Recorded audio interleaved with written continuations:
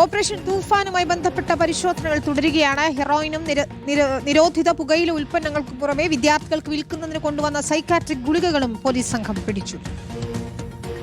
Operation തൂഫാനിൽ സംസ്ഥാന വ്യാപകമായി ലഹരിവേട്ട. കേരളത്തിലേക്ക് ലഹരി കടത്തുന്ന സംഘങ്ങളിലെ പ്രധാനികൾ ഉൾപ്പെടെ പോലീസിന്റെ വലയിൽ. കായംകുളം മുതുകുളം ഹൈസ്കൂളിന് സമീപം സ്കൂൾ കുട്ടികൾക്ക് വിതരണം ചെയ്യാനായി എത്തിച്ച സൈക്കാട്രിക് രോഗികൾക്കുള്ള മരുന്ന് പോലീസ് പിടികൂടി. രോഗികളല്ലാത്തവർ മരുന്നു കഴിച്ചാൽ മയക്കുമരുന്ന് പോലെ തന്നെ ശരീരത്തിൽ പ്രവർത്തിക്കും. ആലപ്പുഴ സ്വദേശികളായ മനു, ഷിജോ വർഗീസ് എന്നിവരിൽ നിന്നാണ് കനകക്കുന്ന് പോലീസ് 56 ഗുളികകൾ പിടിച്ചെടുത്തത്. കർശന നിയന്ത്രണത്തിൽ വിൽക്കുന്ന ഗുളികകൾ പ്രതികൾ വാങ്ങിയത് ഡോക്ടറുടെ വ്യാജ കുറിപ്പടിയും സീലും നിർമ്മിച്ചാണെന്ന് പോലീസ് വ്യക്തമാക്കി.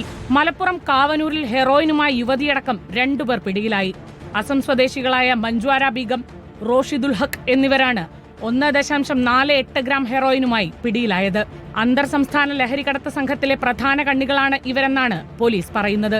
പാലക്കാട് മങ്കര മാങ്കുറിശ്ശിയിൽ പിടിയിലായത് പുകയില ഉൽപ്പന്നങ്ങളുടെ വൻ ശേഖരമാണ്. GST വകുപ്പ് ഉദ്യോഗസ്ഥരും മങ്കര പോലീസും സംയുക്തമായി നടത്തിയ വാഹന പരിശോധനയിലാണ് നിരോധിത പുകയില ഉൽപ്പന്നങ്ങൾ പിടികൂടിയത്. പാലക്കാട് നിന്ന് ഒറ്റപ്പാലത്തേക്ക് പോവുകയായിരുന്ന പിക്കപ്പ് വാനിലായിരുന്നു ലഹരി കടത്തിയത്. റിപ്പോർട്ടർ, ആലപ്പുഴ.